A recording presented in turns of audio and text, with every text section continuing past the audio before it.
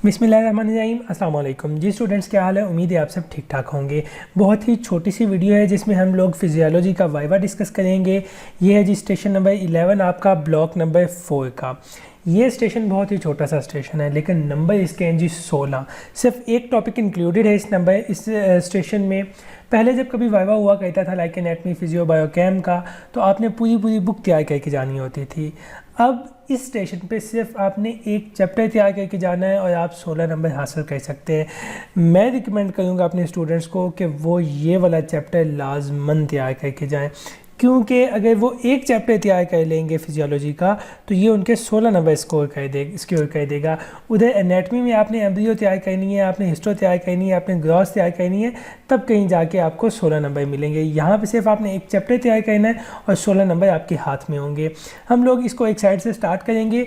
ये वही चीज़ें जो आपकी बुक में हैं, जो आपके सिलेबस में हैं, जस्ट मैंने इनको इस तरह ओरिएंट करके लिखा हुआ है कि अगर आप एक साइड से स्टार्ट करेंगे तो आप आसानी से जो इम्पोर्टेंट टॉपिक्स है वो करते जाएंगे और आपका कोई भी पॉइंट मिस नहीं होगा।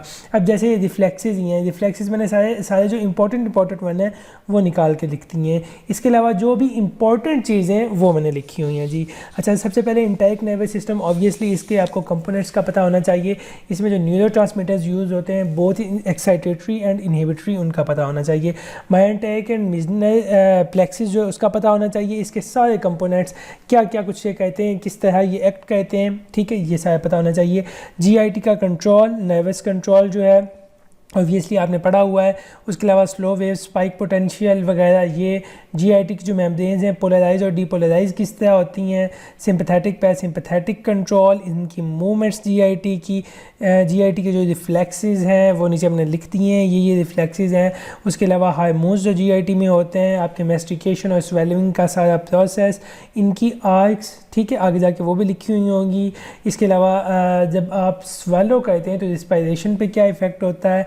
उसके अलावा एक्लेजिया, मेगा इसोफेगस वगैरह, ये सारा कुछ आपने देख लेना है। ये पीडीएफ नीचे आप डिस्क्रिप्शन में क्लिक करेंगे तो वहाँ पे इसका जो गूगल ड्राइव का लिंक है वो अवेलेबल है, आप वहाँ से इसको हासिल कर सकते हैं। बहुत ही easy and light going topic है।